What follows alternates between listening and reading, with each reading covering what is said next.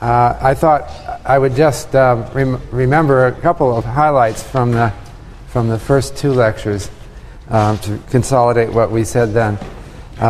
In the first lecture, I talked about a lot of things, but one theme that comes to my mind is the theme of the moral purpose and mission of the finance community. And we talked about the sense that I think young people have a sort of prejudice against the field, and they think that finance is a field that you go into if you really value money rather than people. I wanted to reiterate again that that's not the way I view the field at all. I was just yesterday, I gave a talk in Montreal at the, if I can say this right, Caisse de dépôt et placement, which is the big wealth management fund for the province of Quebec. And I met a lot of people there, and I never once got the idea that anyone there was evil or grasping. I think they have a moral purpose, which is to preserve the livelihoods of the people of the province of Quebec. And so you get a very different view of things when you meet the people. I think our entertainment industry likes to make movies about people in finance, but they are inevitably portrayed as evil. And I don't know why that is. I don't think there has ever been a major motion picture about a financial person who ended up a philanthropist. Why is that? I just don't. People don't like. People rather hate. I don't know why. It's something. Wouldn't be a good movie theme, would it? Anyway, so you have to overcome these. So you have to think that if you go into the field, you would probably end. If you're a success, you would probably end up as a philanthropist. But no movie will be made about your life, okay? And you may encounter hostility the whole way. It's especially true right now with the subprime crisis. People are blaming the financial community for our troubles now. And it is true that we're seeing some people thrown out of their houses, and in some cases because of some rather questionable financial practices who got people into mortgages that they shouldn't have gotten. But overall, I think that the people in this field are good people. In the last lecture, I talked about, the second lecture, I talked about the pooling of risks. And the basic theme of that lecture was that we now have a mathematical theory, probability theory. And when you look at this theory, you realize that it suggests a very important technology for improving human welfare, and that is by spreading risks. The economy and technology and the weather and all sorts of factors create risks. But the real technology is the technology that works to eliminate risks is to spread them out, to pool them, share them among many different people. And so the ideal that theory suggests, and it may be unreachable, but the perfect financial system would have all of our risks pooled completely. That is, nobody suffers alone. If anything happens to me in my livelihood, it's spread out over everybody. And everybody, that means the whole world, okay? And whatever happens to me, when it's spread out over 6 billion plus people, it ends up divided by 6 billion, and it becomes unobservable. It becomes so small that it's meaningless.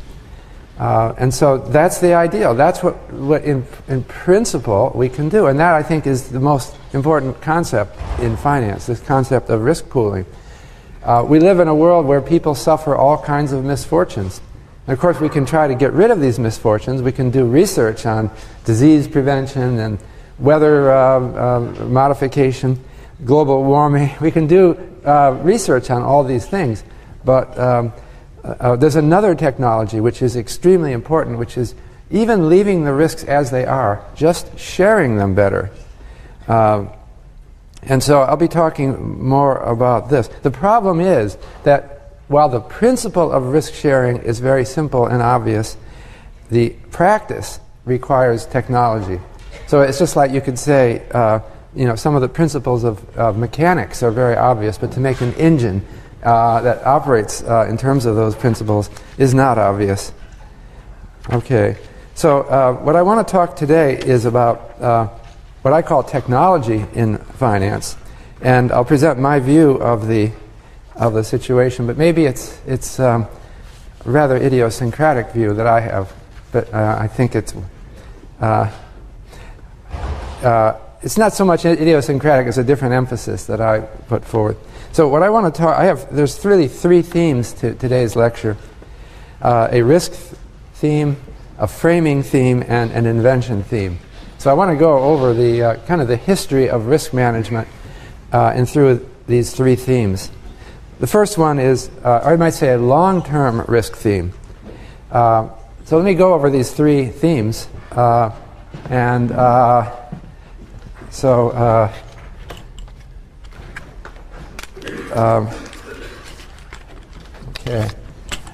So long-term risks are dominant in our lives. By that I mean that everyone's life is a sequence of shocks that accumulate over your life.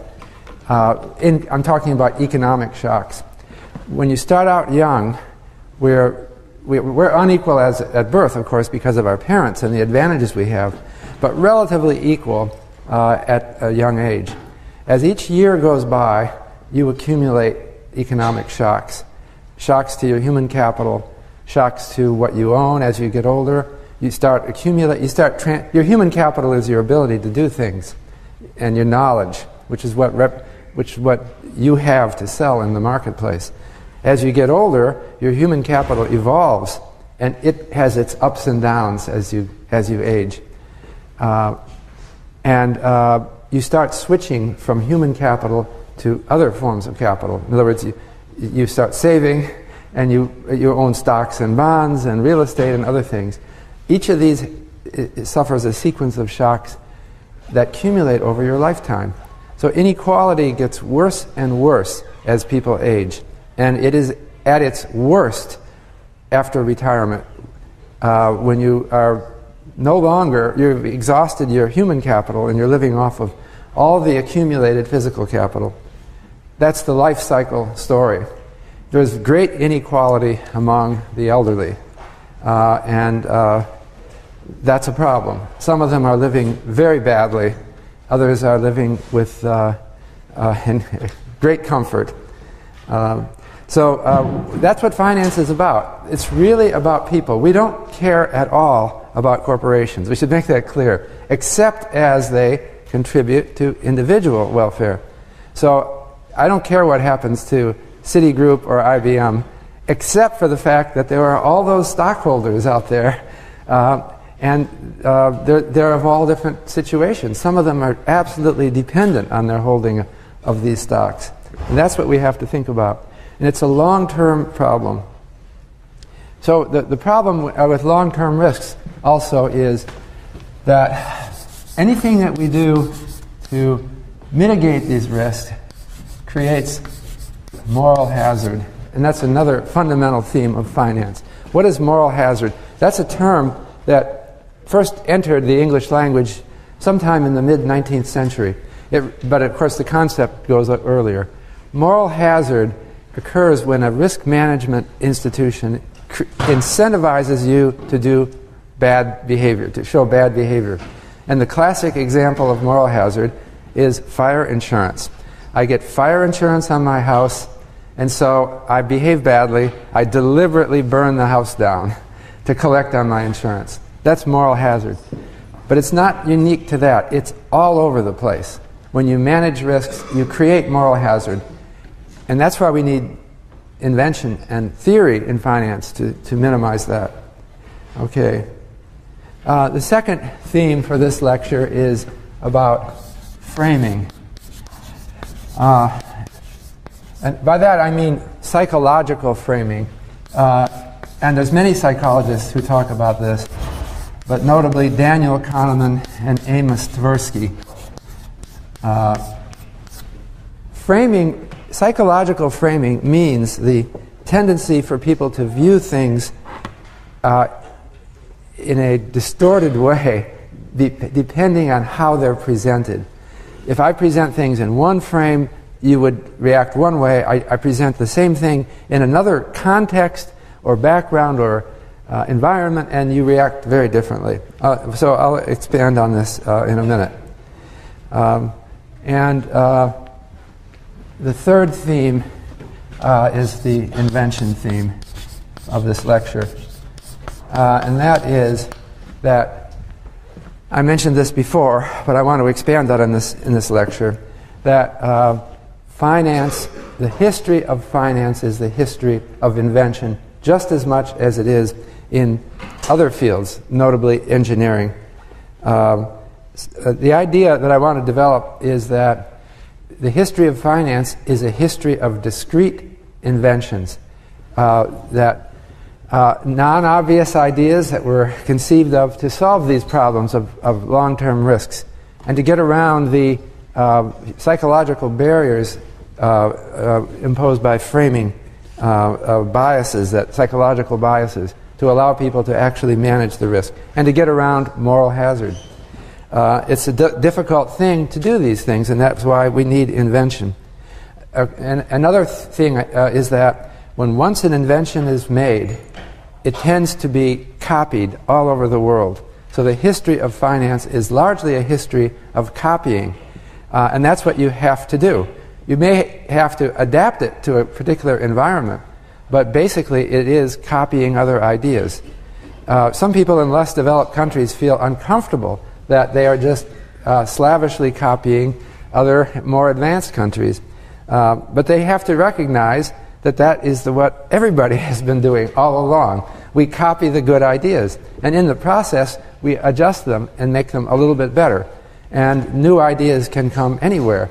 The basic thing, though, is every country has to take the insights that have been developed around the world. Okay. Let me come back now. I want to go through these three themes. Let me start with the long-term risk theme. I wanted to start with an article which mentioned an article by Backus, Kydland, and Kehoe. Actually, Backus, Kehoe, and Kydland, which are three economists.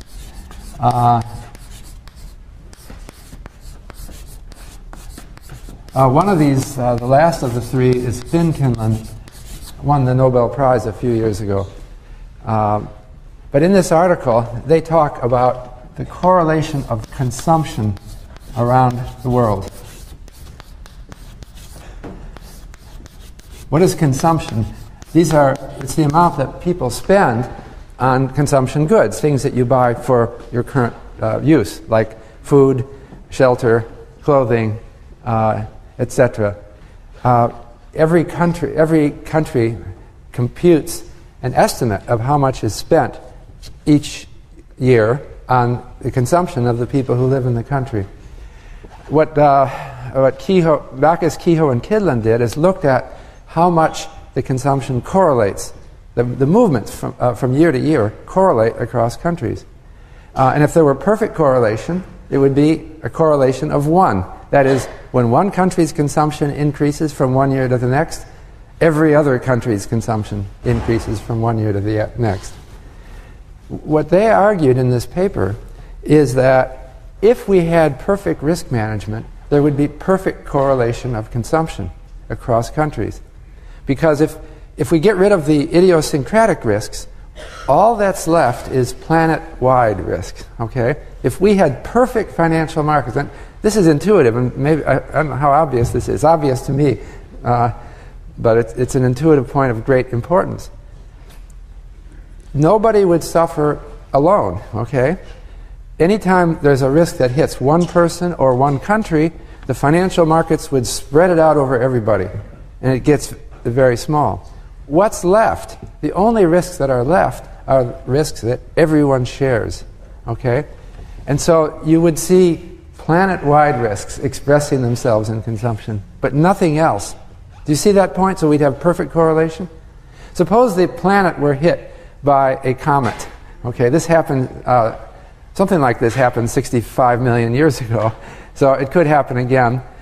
Maybe it won't. Now we have better plans to prevent things like that. But suppose it did happen, all right? We would see huge damage on the impact site. Let's neglect the fact that some people would be killed by the impact, okay? Let's suppose it was just economic damage. And so it would be a terrible disaster, but it would be a problem all over the world, right? Because the damage would extend around the world. But you'd be much better off if you were on the other side of the world, not where it hit. If we didn't have financial arrangements, then the people near the impact would be in terrible economic situation, and the people on the other side would be much better off. But if we had the proper risk management institutions in place, people would have anticipated this risk and have made swaps or other arrangements to protect themselves against it. And so what would happen? The people near the impact would not be harmed any more than anyone else. The whole world would suffer because the damage is substantial and it reduces our ability to produce. So the whole world, everyone's consumption around the world would go down. You can't prevent that. Anything that hits the whole planet would be affected. So Backus, Kydland, and Kehoe thought that that's the situation we should be in today. And there are things hitting the whole world, like global warming, for example. And there are many of them. But how well are we doing? We're not doing well at all, they concluded. The correlation across countries in consumption changes is low. In fact, it's lower than the correlation of income changes, which is surprising. So it means like we really haven't done anything, and that's an exaggeration. We've done very little to manage risks that countries face, for that matter, or even individuals face. So we've done a lot. I shouldn't say we haven't done anything, but we can do a lot more. The idea of risk, that economic risks can be pooled, is an intuitive one that has occurred to people throughout history.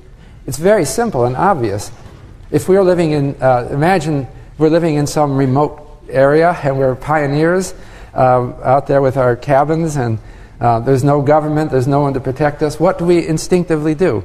We kind of meet together and we say, if anyone's cabin burns down, we'll all come over and help. All right? It kind of feels like a generosity or something. But it's also self-interest that people perceive. It could be me that my cabin could burn down and I would freeze to death in the winter. And so people naturally and spontaneously make arrangements to share risks. But these kind of natural and spontaneous arrangements are not global. They're not big enough and important enough. So I just want one point of this lecture is to try to emphasize the real breadth of the concepts of finance and how important they are, and how they reach out into other things that you might not think as associated with finance. So I wanted to mention socialism. This term really goes back to Robert Owen, who was a British thinker, 1771 to 1858, who wanted to pool all the economic activity in society. And what were the motivations for doing this? Well, I think he would say inequality, hardship that will be reduced. But what was he really saying in a sense? You might say it's risk management. He wanted society to pool risks and put things, put us together. So in his ideal society, socialist society, everyone all the consumption would move up and down together, just as in the ideal that Backus, Kehoe, and Kydland expressed, right? So Robert Owen wanted to create this community, and he created finally. He emigrated to the United States, and he set up a city called New Harmony. New Harmony was It's supposed to be an inspiration. Unfortunately, it didn't work very well because people started bickering in his town. And the New Harmony became kind of a joke. It was not a harmonious community. So he started to discover moral hazard. Okay. You put everyone together and you say, okay, all of your economic fortunes are the same. And what does someone start to conclude? Well, they start to get lazy, or they start to get irresponsible. They think, doesn't matter what I do, I'm going to get the same consumption as everybody else, so I'll just get lazy. Very fundamental problem, which you probably are already aware of.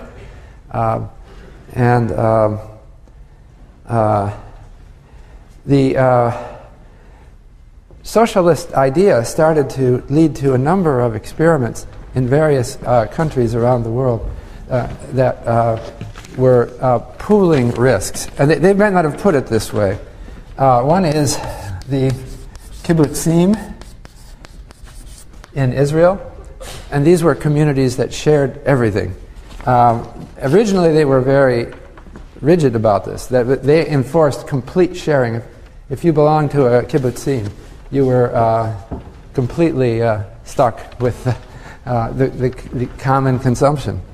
But it wasn't just in Israel. In Japan, the Ito-en and the Yamaguchi Kai. In the United States, the Hutterites. And there's many other examples. Joining one of these communities has meant a real change in your life. It's complete sharing. The problem is, again, the ideal, they're trying to work toward, I think, an ideal that we see in finance, namely the perfect correlation of consumption and the elimination of risk. We all help each other. But the problem they hit is moral hazard. I've heard stories about a lot of bickering at the kibbutzim when someone gets a gift and the other people at the kibbutzim say, well, you can't have that by yourself. We share everything. Some people say, I'd like to have my own television set, and I don't want to go to the common room and watch the same set with everyone else. I just kind of want to be at home by myself. So nowadays, kibbutzim have loosened the rule. I don't know these things personally, but it's my understanding that the whole structure is suffering some moral hazard problems, and that they're evolving and trying to improve the institutions. But there's also a problem with risk sharing at that level, and that is that if you are one of these communities, you're just a small number of people. The best you can do sharing among yourselves is sharing your own risk, the risk of your own community. But your own community goes up and down, and you're not sharing widely enough. The problem is that if you want to do risk sharing, you're not ideally sharing with someone who's just like you, living in Israel, working in a certain agricultural industry, because there's a lot of risks that you already share. You should be sharing your risk with someone who's completely different, probably living on the other side of the world in a completely different industry, where the weather and the institutions and the political situation is completely different. But it doesn't work so easily to share with those people along the lines that these communities have. I think these communes tended to emphasize a social compact, a feeling for each other, a caring for each other, which is a lovely thought, but it doesn't achieve risk management on a big scale. So I think that what's happening is these ideas, everything is evolving. So I'm actually presenting here our modern finance as the outgrowth of socialism, but that's not the usual way to present it. Well, but I guess it is. It's that we care about each other and we don't want people to suffer alone. We want to share things. But we want to get more scientific about how we share things. And that means we want to be effective. So that means we have to devise ways of sharing with people that we never met, we don't care about. I mean, maybe we care about everybody, but we don't have any particular emotional ties to them. They're very different people. But because of the logic of risk management, we have to make a deal with them. So it becomes more formal and impersonal. And that is what financial markets do. So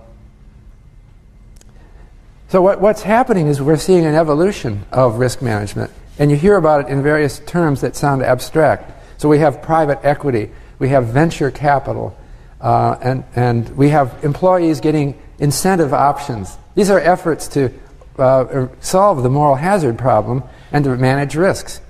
I believe that we're gradually learning in our society. This is maybe not widely appreciated, but every decade that goes by, we do a better job of incentivizing people and preventing them from being discouraged by risks. So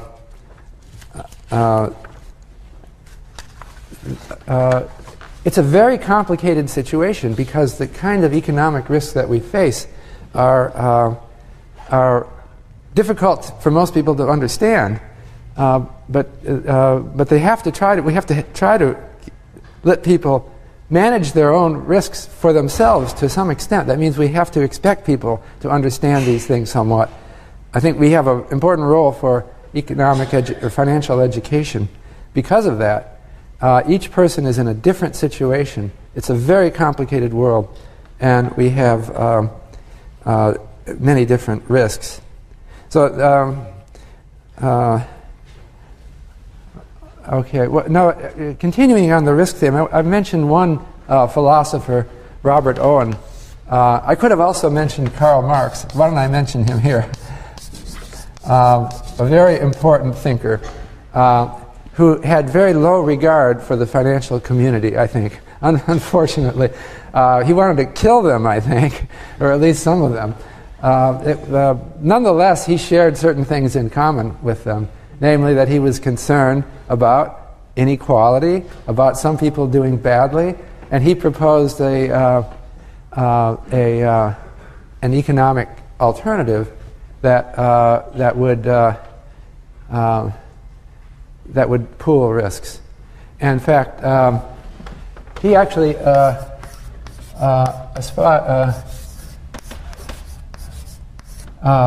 emphasized a concept that was first stated by a French philosopher, Louis Blanc, in the mid-19th century. And Blanc said, the ideal society is, and now I quote, the ideal society is based on the principle of, and now I quote, from each according to his abilities, to each according to his needs. Have you heard that quote before?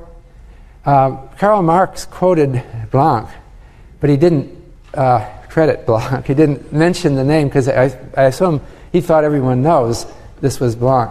But Marx was falsely attributed to having made that statement. And it's come around to us that was, a lot of people say that was the core of his communist philosophy. That is complete risk sharing, right? Some of us have high abilities and we succeed. Some of us have low abilities and we fail. But we all get the same goods. We all have our needs satisfied. And so that, I think the communist system is effectively a theory of risk management. And that's not something that you might think of usually. What was the big problem with communism as it was espoused by Karl Marx? The problem was that it had a moral hazard problem. And I've already been through it. It's the same moral hazard problem that you see at the kibbutzim and the Yamaguchi Kai and other places. That people don't work effectively when their economic interests are completely pooled. And so, well, I suppose we've learned from the Marxian experience. But I think just about every country of the world now recognizes that it's a complicated thing to get risk management working well, and we have to design things more careful. We can't just smash things and start all over. We have to design a system of risk management. And that's what I think finance is about. I wanted to mention a couple other philosophers who talk about risk management. One of them is the economist John Harsanyi, who won the Nobel Prize in economics some years ago. And another one is the philosopher John Rawls, who wrote the book Theory of Justice, which has become a classic. And I think of both of these as incorporating, I would, especially with Harsanyi, but also with Rawls, as incorporating some idea of risk management into our basic philosophy. So we have a philosophy that, most of us, that some kind of economic inequality is a bad thing, and that it's unjust for someone who is, for no fault of his or her own, is suffering economic hardship. But how to formalize this idea? John Harsanyi was the first to write about this. He said that we should think of, when we think about distributional justice, we could think of it as a risk management problem. And that, he said, imagine that we could get people to have a big town meeting for the whole world. And he said, before they were born, okay? So there's some space up in heaven where all the unborn babies are that will live in the future. And unfortunately, they're not able to have a town meeting. But let's suppose they could, all right? And so we're up there in heaven thinking about our lives in the future as people. And what would we do? Suppose we don't know what economic circumstances we'd be born into and what kind of contingencies we'd have in life. What would we decide? Suppose we were trying to decide on a constitution for the world in that state. John Rawls expanded on this, and he called it the original position. So what would they do? Well, they would probably agree that we'll do some risk sharing, right? Everyone is thinking, I don't know whether I'll be rich or poor, and so I would like to have a world in which risks are shared. On the other hand, what would you decide, if you can imagine yourself in that situation, what would you decide about inequality? Would you decide to have a world with absolute equality? Well, you know, somebody would probably, suppose someone proposed that up in heaven now, and someone else might say, well, that's not going to work so well. That's like a kibbutz, like one of the kibbutzim. It's not going to work. We're not going to enjoy it. Something's wrong with that, because it's going to create a moral hazard problem, and we're not going to be as productive. Someone might also say, you know, a little inequality, even a substantial inequality, is not so bad, as long as nobody is really suffering, as long as everyone has the basic needs and we can all be happy.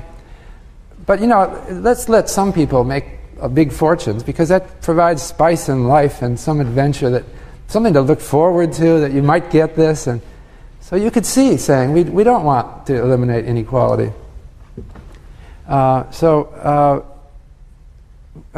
What Harsanyi and Rawls both gave us is a system of justice that, in my mind, conveys a sense of financial risk management.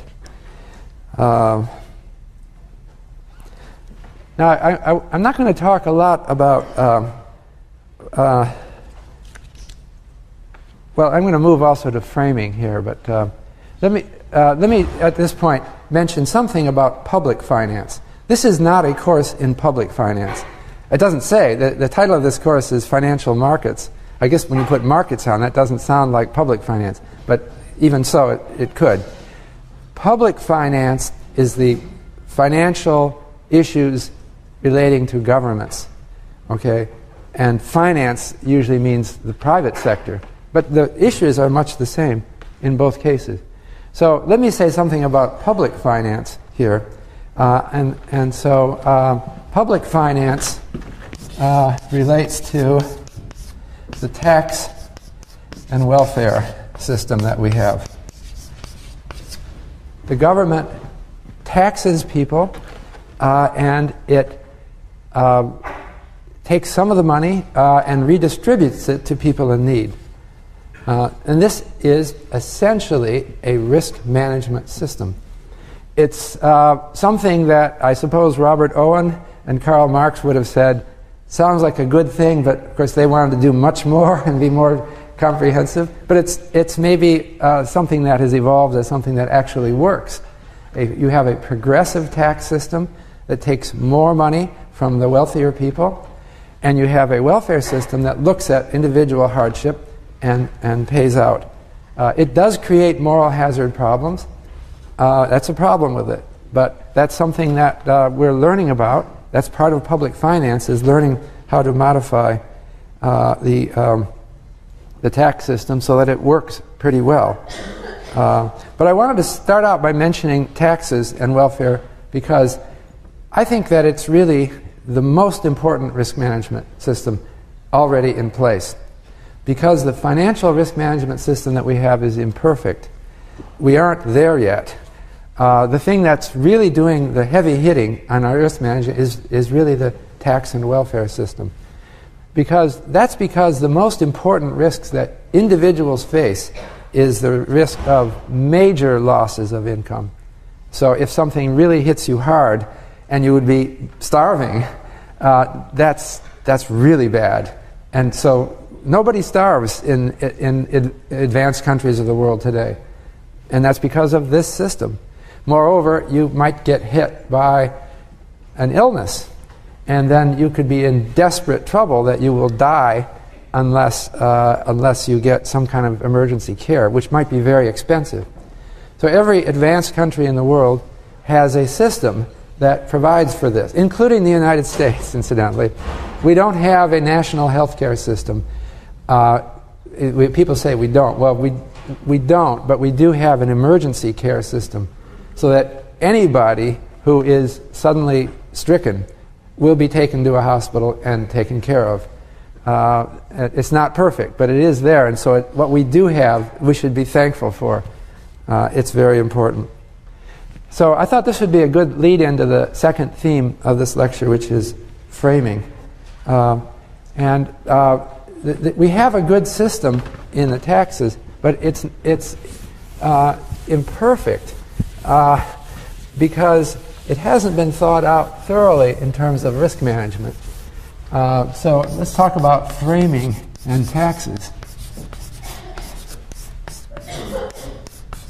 If you go to look at congressional discussion of tax rates, you won't see risk management mentioned very often.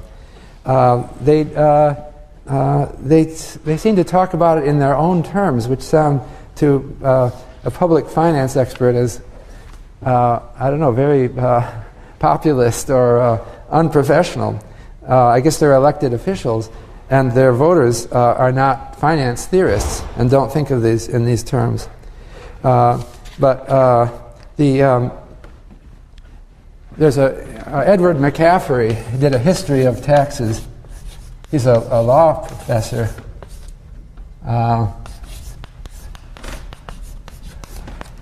In the United States, and asked about, McCaffrey, C-A, capital C-A,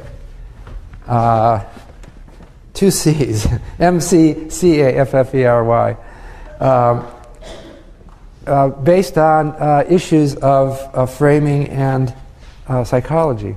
So we have a system which you say, it really, the progressive tax system is very important, but it's not conceptualized right. So what McCaffrey points out is that the only time the government in the United States has ever been able to impose high taxes on wealthy people is during wars. And if you look at the history of U.S. taxes, the very simple history is World War I and World War II. During World War I, our men were out dying in Europe, and people would vote for someone who said, let's raise the taxes on the rich. Someone profiting from this war now doesn't sound right when other men are out there dying. So they raised taxes during World War I. They did it again, even more decisively in World War II. And that's how we got progressive taxes. I'm oversimplifying a little bit. But between wars, the rate tends to come down because people think, well, the war is over. They don't understand the risk management function of it. And politicians are reluctant to cut taxes, but they do it gradually. So that's a simple history of taxes.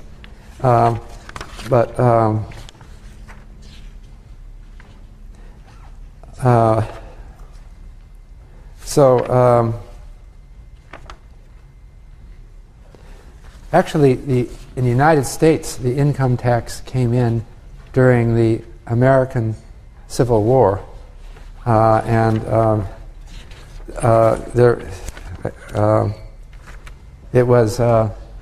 the income tax came in 1861.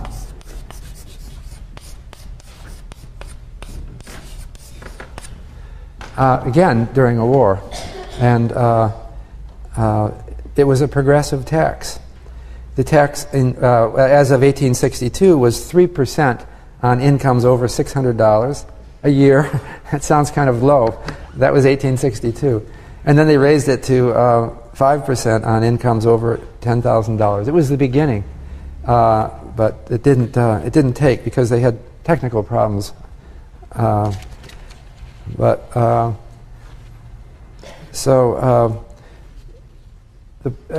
mentioned this tax example because I wanted to stress that framing and psychological barriers are important problems for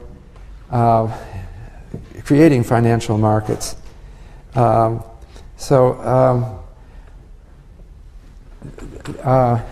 idea is that people don't see this basic risk management problem, and they see things in entirely different terms.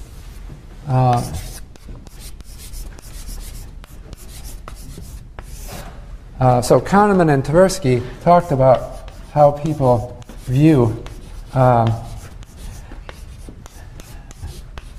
financial gains and losses, and they talked about how people's actions are very malleable depending on how things are presented. One of their most famous examples, they asked people the following question. Suppose you had bought expensive tickets to a concert, okay? Very expensive. You paid $200 for each ticket, and you have 2 tickets, $400 worth, okay? And on the way to the concert, you lose the tickets, okay? And so now you've arrived at the concert hall, and you're looking through your pocket, and you realize they're gone, you've lost them. And then the question they asked people is, would you go to the window and buy another pair of tickets for $400, okay, having lost it? And people were answered. Most people said no. I'd be so annoyed and angry with myself, I'd just leave. But then they said, then they posed a different version of the same question. And the different version was, suppose you had ordered tickets to pick them up and pay for them at the window at the concert hall, and you brought $400 in cash in your pocket, okay? And now you arrive and you realize you've lost your $400, okay? But now the choice is, you could, what are you going to do? Would you go to the ticket window and use your credit card to pick up the tickets? Or would you just walk away in anger and annoyance? Well, most people say, oh, I would just go to the window and buy the tickets. Right? Does that sound plausible, that you can see the difference? But in economic terms, there's no difference between losing the tickets and losing $400. So why do you behave differently? Well, that's framing, because in your mind, you're putting tickets and cash in different mental accounts. And so the mental account tickets generates an emotional feeling, and it changes my action that I lost in that account. And so, unfortunately, unfortunately, people's decisions are biased by that kind of thing. So we have to frame things as it puts things in the mental categories. The presentation matters so that people can manage their risks right. Kahneman and Tversky also, and others, have also talked about insurance. They've asked people a question, and they've phrased it in two different ways. One of them was, would you buy insurance against such and such a risk? Okay? And the same question was rephrased in another way without mentioning the word insurance. They just described it. They said, would you sign a contract that if you had this loss, the contract would pay you a certain amount of money?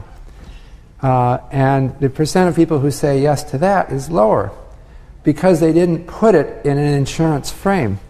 And so we're accustomed to thinking of insurance as a good thing. And if I talk about it in general terms, they might not put it in that frame and they might not act. Really, an important example of framing is how we deal with money and indexation. So we have a money frame of thinking and a real frame. The value of money changes through time. That's because of inflation or deflation. And yet, most of our debts are written in money terms. That is, they're not indexed for inflation. So if you wanted to have a real frame, you would index to this consumer price index or some other inflation index. Okay? But most of us are accustomed to a money frame. So most of us, when we lend money to each other, we do it in money terms.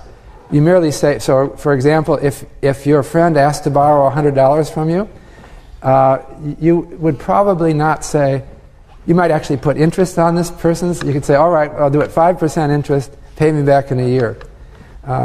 You would probably not even think to say, pay me 3% interest plus the rate of inflation over the next year.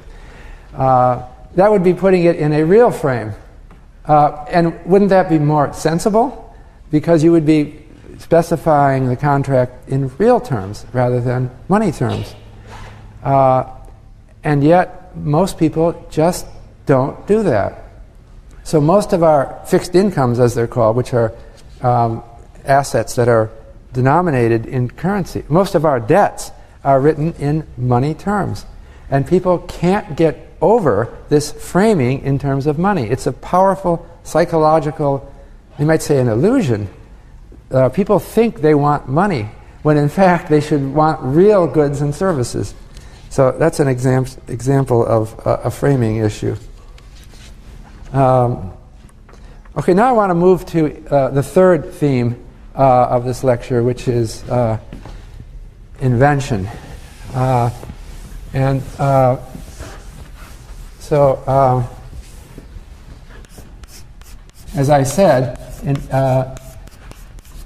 progress in finance requires an inventive process, and invention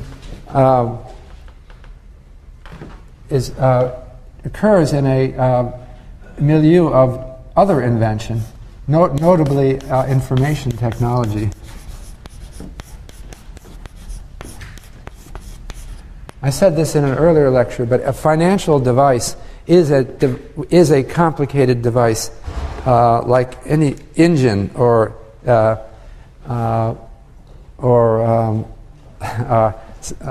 any other thing that they patent and develop by to solve some physical problem. So, for example, let's talk about an insurance policy. Okay. As an invention. An insurance policy, the concept is very simple. We could talk about fire insurance or life insurance. Life insurance is designed to protect, ideally it protects parents with young children. That's the most important application. So if one of the parents dies, it creates hardship for the family, because the remaining parent has the burden of caring for children and earning a livelihood to support all of them, and it is very difficult. So we have a policy that pays them if one of them dies. But it's not so easy to devise this. And the concept is very simple. So in order to devise an insurance contract that does this job, we have to have a contract between an insurance company and the insured. The contract has to specify what are the causes of, let's say, a death or a situation in which one is covered. We have to then realize that there's a moral hazard problem. We have to exclude certain causes, like suicide in the case of life insurance. In other kinds of insurance, it gets very complicated. You have to exclude those causes that generate moral hazard problems for the insurance to work. Otherwise, the whole system will fail. When they invented fire insurance in the 1600s, there was a lot of skepticism because, hey, anyone can burn down their house. And they said, it's not going to work because you have to decide how much the house is insured for. And then anybody that, if you ever make a mistake and you insure it for too much, then the people who realize they've got one on the insurance company, they've insured the house for more than it's worth, they'll burn down their house and collect the money. And how can the insurance company ever evaluate every house properly to avoid that? So they had to work on that. They had to get an appraisal industry that could appraise houses and get some idea of what they're really worth. And they had to get that all worked out. It had to be done accurately. And they had to decide to keep a certain amount of co-insurance. In other words, lower the amount insured below the actual value of the house to prevent moral hazard. And they had to develop statistics of loss. They had to know what the losses were. So in the case of life insurance, they developed actuarial tables. And then that required the collecting of statistics. And then, of course, there's the other problem that the insurance company, how does the insurance company reasonably specify that it can come through on this policy? So you have to have the insurance company set up with a structure itself that guarantees that they have enough reserves to meet the losses that they might incur. And so that requires a theory of the capital. And they're going to have to invest the reserves in financial assets. And then you have to ask, well, how are the financial assets going to behave over time? And then it becomes a theory of all of finance that comes in as well. And then moreover, that beyond that, how does one know in taking out an insurance policy that the insurance company is going to be sound? So the insurance company has to have some way of demonstrating its soundness to the public. Moreover, we have regulators who have to regulate insurance companies and make sure that they have adequate capital. So it is a very complicated industry. And although I said insurance was effectively discovered or invented in the 1600s, it has been slow to grow because they didn't have the well-defined, all of the inventions yet. I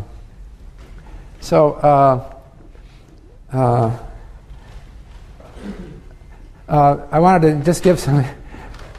so often the inventions that occur in finance, they seem in a way obvious. Some of the things I said, you'd probably say, well, I should have known that an insurance company would have to do that. But it isn't. You know, what's obvious after the fact is not what's obvious before the fact. And one thing I like to stress is that the history of technology is sometimes a history of very glamorous, unobvious ideas, like nuclear power. That's amazing, right? You can get atoms to smash atoms and create a chain reaction and create power. That's pretty amazing invention. But a lot of the inventions that matter to us are extremely simple. They're kind of staring in your face, obvious. So let me just give some example of... and sometimes people are very slow to see the obvious, or it seems so in history. So I like to talk about the invention of the wheel. That's the most famous invention, right? It's a cliche. People say, let's not reinvent the wheel here. So let's go back to that. Inventing the wheel. It seems, what could be more obvious than a wheel? Well, it apparently is not so obvious, because in the Americas, before the Columbus came, pre-Columbian America, there were no wheeled vehicles anywhere. We had civilizations, Aztecs, Mayas, Incas, etc., no wheeled vehicles. Now the amazing thing is, if you go to Mexico, you can go to museums that have children's toys from pre-Columbian Mexico with wheels. They were little toys that they would be shaped like animals or something, and you could roll them along the floor. So why didn't somebody think of that? You're sitting there with your child playing with a wheeled toy, and then you're going out to carry some heavy stuff, and you're dragging it along the ground. Why didn't you think of putting wheels under it? Well, it's apparently not so obvious. So some very obvious ideas are not so obvious. So some people today think, I just can't imagine, this history can't be right. I don't believe that they hadn't invented wheels in America before Columbus. So to argue with them, I point out an example which is more familiar. Unfortunately, you people are too young to have experienced this, but I've experienced this, and you can talk to your parents. It used to be, before 1972, that suitcases never had wheels. Never had wheels, okay? You probably own a wheeled suitcase, right? Most of you do. The idea of putting wheels on suitcases goes back only to 1972. And it was Bernard Sadow who invented, this is amazing, right? The wheeled suitcase. And he got a patent on it. And he had a suitcase that, I don't know exactly what, it was something like this. You had a strap that you'd pull it along, and it had 4 little wheels on the bottom. And it worked. So I had my student research assistant see, can you find that guy? Let's call him up and ask about it. It's so recent. So my student called Bernard Sadow up and asked him about his invention. And he said, yeah, I was thinking, why don't we have wheels on suitcases? So I just did it, And then he said, but I had a lot of trouble. I took it to department stores, and I said, why don't you sell this? I'm making it, add it to your luggage. And he said he met a lot of resistance. The department stores said no. And so we asked, well, why would they say no? I mean, it's such an obviously good idea. And he said, well, they said people won't buy it. And anyway, they said, look, you go to any train station, and there are these red caps or porters, and they'll carry your suitcase for you. You don't need wheels. That's what they told him. But it seemed like there was kind of a way of thinking. I think maybe people would be embarrassed. If you were the only guy with wheels on your suitcase, people would think you look a little odd. But anyway, it's interesting. The wheeled suitcase came in 1972. The problem with Sadow's suitcase, I actually had one, and you might have one in your attic, and you can go up and look at it because your parents probably bought one, and it's still up there. You can take it out and try wheeling it along with that strap. And it kind of works, but it wobbles. Especially if you're hurrying to catch your airplane. That thing starts fishtailing and wobbling. You just got a strap you're pulling it on. Obviously there was a design defect. Finally, it was Robert Plath, who was an airline pilot, who invented a new wheeled suitcase, which he patented in 1991, okay? And this suitcase had, instead of having 4 little wheels on the bottom, it had 2 wheels on the back. And you didn't pull the suitcase lengthwise, you pulled it widthwise, so it gave you a stable base. Moreover, instead of having a strap, he had this thing a rigid thing that you pull out from this. You know what I'm talking about? And he called it the rollerboard. He also had the idea that he would make it narrow enough so that when you're boarding an airplane, you can still roll it down the aisle of the airplane. It just fit perfectly. So that was the rollerboard. That was 1991. That's getting into recent memory, right? It's so obvious. Why didn't they have them before? Well, things that seem obvious are not obvious.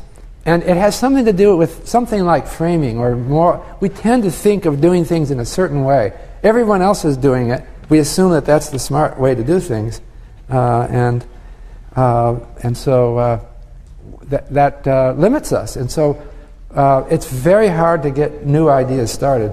but they do get started. And so I think we'll get some really obvious advances. One thing about inventions is that we have something called the patents. The patent office grants patent rights to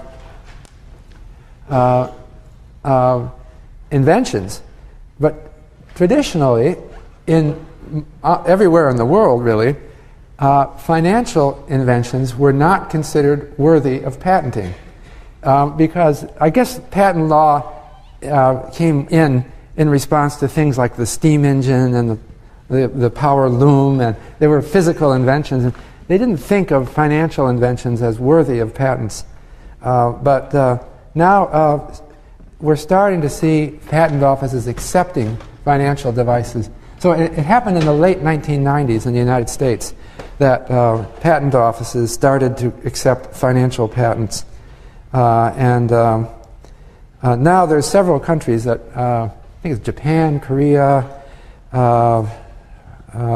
and elsewhere, they're starting to see financial invention as a serious, as serious invention. Now the last thing is in information technology as a driver of finance.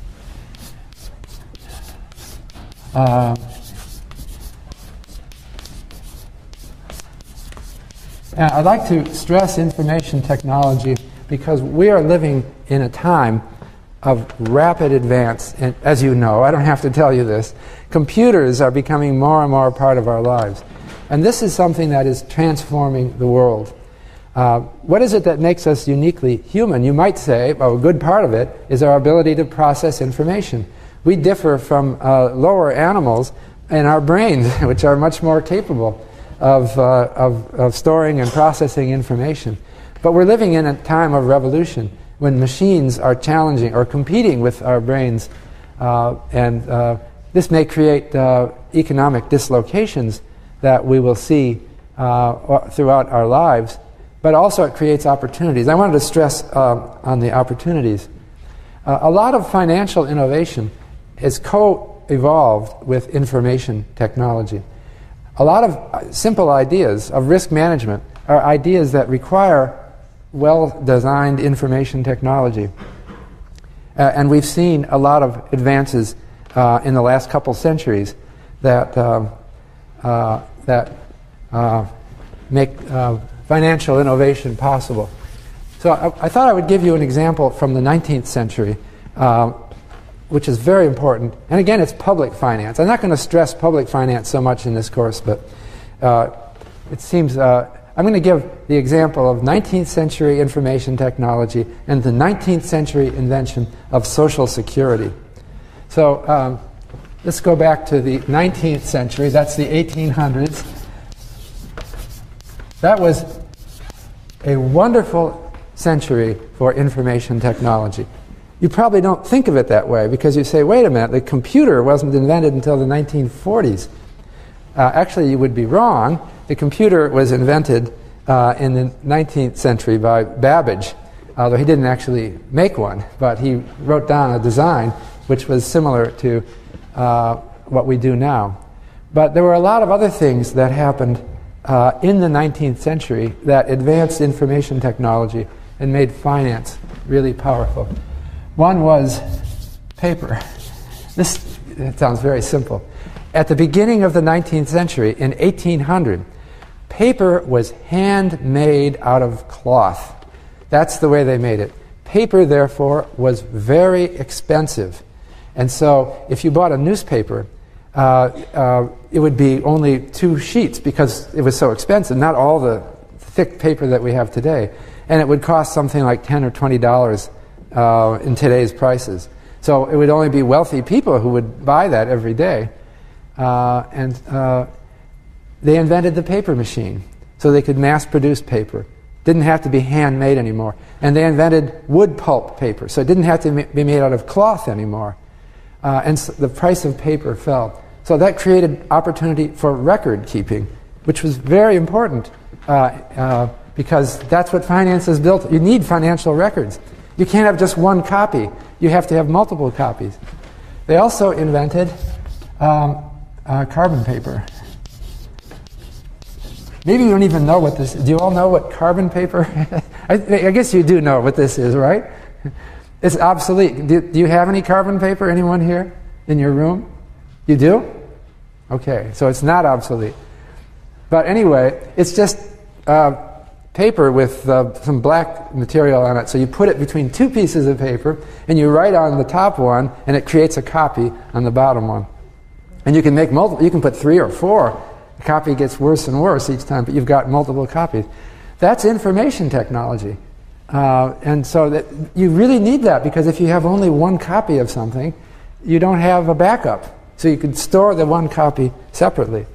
Also in the 19th century, the typewriter was invented. Okay?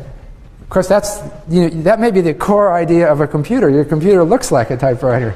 But a typewriter just speeds recording of information. Tests showed in the 19th century that people could type 4 or 5 times as fast as they could handwrite. And there's no ambiguity, because it's very clear which key was struck. Whereas handwritten, fast handwriting, it becomes impossible to read or difficult. Another thing that happened, they started developing, it's not invented in the 19th century, but they started doing standardized forms. That is, there'd be a printed form on paper with spaces to fill in the numbers or other things. That put a sort of organization onto data entry that was unknown. So you have a standardized form, and you've got carbon paper between them, and you type it. All these really created much more accurate and techniques. We also got better bureaucracy. That means we started to learn management science in the government, and so that government, and also in corporations, so that they could manage effectively. So in the United States, we developed the civil service. It used to be that government officials were all picked by political patronage, and they very often were incompetent. So we set up, this is not a new idea, this goes back to China thousands of years ago, but it started to be widely done. So you had a civil service exam that established your competence. So you had competent people with their typewriters and carbon papers. Also the filing cabinet. That sounds like a minor thing. It was invented in the 1890s. Okay? Before that, people used to put papers in piles, tie them up in ribbons, and put them on bookshelves or in drawers. The filing cabinet was much more orderly and effective. And so all those things developed in the 19th century, and it just created a new world for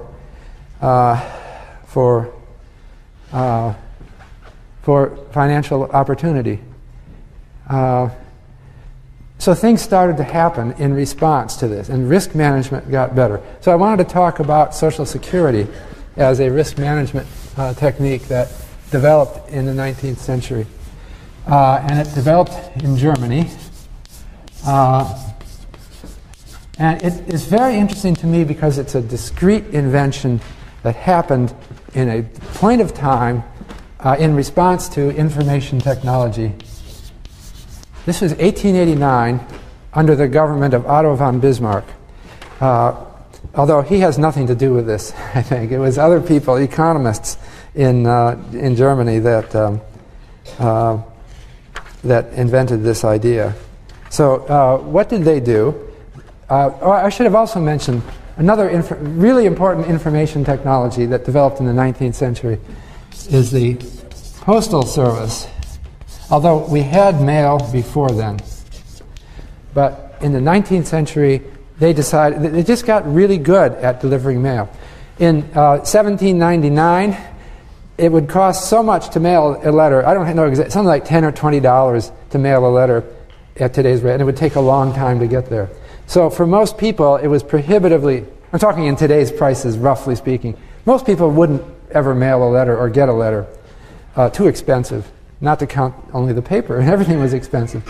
But in the 19th century, they developed postal services and interacted with the railroad. They started having mail cars on trains, and they started having postal sorting on the train, that they were speeding the mail so that this didn't have to wait to sort it before it went on the train. It was sorted while it was moving on the train. Germany was very effective in these. They had an advanced bureaucracy, a good postal service, and then they had a network of post offices all over the country. Every little town had a post office.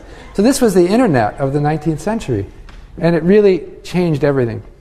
So in 1889, German government decided to use the postal service as an information network to create Social Security. And they created a new law which said that every person who works in Germany has to pay the government a certain percent of their income into the Social Security system.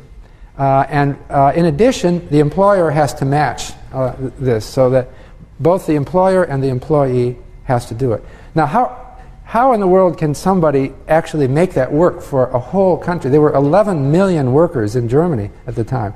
And other countries looked on this as, this is ridiculous. No government can actually manage the system like this. But they did it through the postal system. You had to make your employer can do it for you. They take the money to the post office, and the post office would give you stamps. It was already the same technology they used for the mail. And you kept your Social Security card, and you pasted stamps on it that proved that you paid it. And they kept a copy of that, and they filed it away.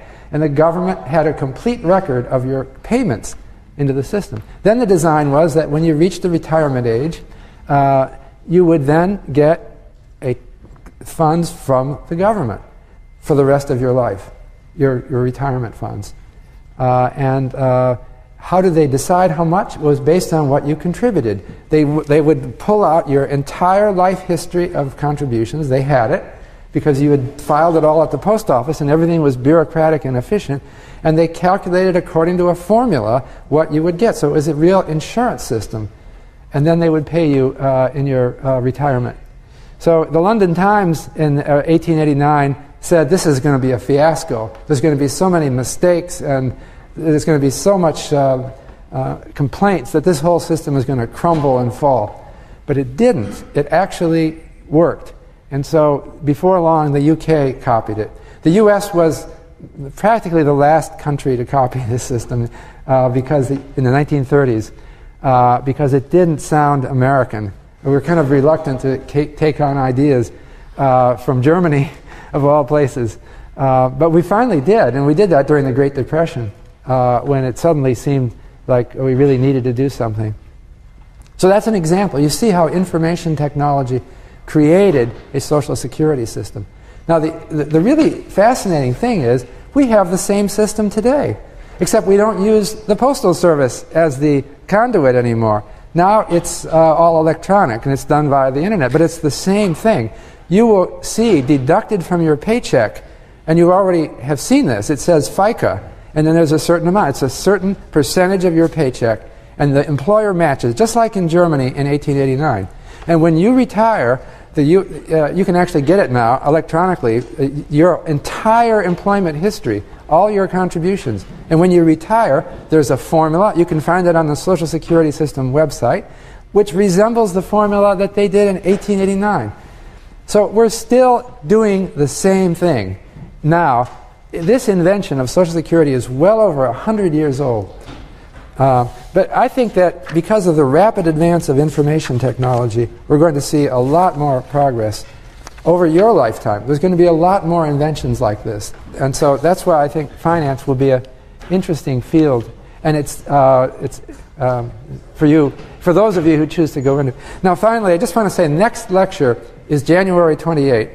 And we're going to talk about portfolio diversification, which is one very important application of the fundamental principle of risk management, but as applied to securities. And it's more narrow than my very broad discussion. It's not public finance, it's not insurance, but it's one of the most important fundamental theories that underlies finance. And then you have a problem set which is due on that day as well, your first problem set. And the problem set is up on the website. So if you go to Classes V2 and you click on problem sets, it's problem set number 1. We're also going to, I'm going to email you about review sections.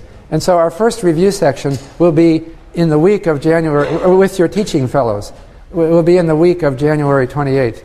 And we're going to have to ask you to sign up with one of the teaching fellows. And we'll give you times and dates when the sections occur. I'll see you on January 28th.